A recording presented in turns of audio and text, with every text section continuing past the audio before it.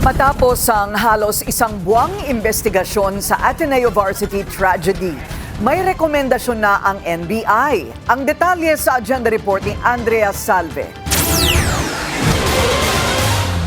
Pinakakasuhan na ng NBI Homicide Division ang 12 personalidad na umano'y sangkot sa pagkasawi ng Ateneo student athletes na sina Rene Baterbonia at Divine Adili sa isang team training activity sa Dipakulaw, Aurora noong June 8. Nagtungo sa Department of Justice ang NBI ngayong araw matapos ang investigasyong halos isang buwan nagtagal. Kabilang sa mga inirekomenda nilang kasuhan ng reckless imprudence resulting in 2 counts of homicide, sina dating Ateneo men's basketball head coach Tab Baldwin, strength and conditioning coaches CJ Elumba at Grant Dearns, assistant coaches John Jacinto, Dean Castaño, Sandro Romero, Buboy Domingo at ang team physical therapist na si John Eric Kiambao. Hindi rin ligtas si Ateneo de Manila University Athletics Director M. Fernandez, ang mga may-ari ng Hermanos Leisure Farm and Surf Camp na sina Francisco Zubia, Frederick Zubia at ang co-manager nilang si Yeda Mary Molina.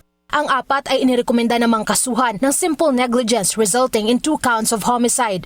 Nakitaan din ng NBI ng administrative liabilities ang mga lokal na opisyal ng Dipakulaw, Aurora. Kabilang narito ang Business Permits and Licensing Officer, ang Municipal Tourism and Cultural Development Officer at ang head ng Dipakulaw MDRRMO. Nirefer na ng NBI ang reklamo sa DILG para sa kanilang pagpapasya.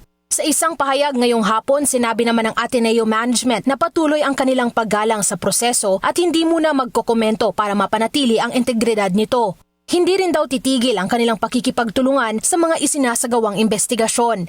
Dagdag pa nito, patuloy din silang magbibigay ng karampatang tulong sa mga miyembro ng Ateneo community na apektado sa kaso. Hinimok din ito ang mga miyembro ng kanilang komunidad na patuloy na igalang at hayaang dumaloy ang proseso. Ayon naman sa Justice Department, kanilang susuriin ang mga dokumentong isinumite ng NBI habang kinukonsidera rin ang naunang reklamo ng CIDG sa kaparehong insidente. Para sa agenda, Andrea Salve, Billionaire News Channel. Manatiling nakatutok sa Bilyonaryo News Channel. Sumubaybay sa aming social media accounts at mag-subscribe sa aming YouTube channel para sa mga bago at eksklusibong balita.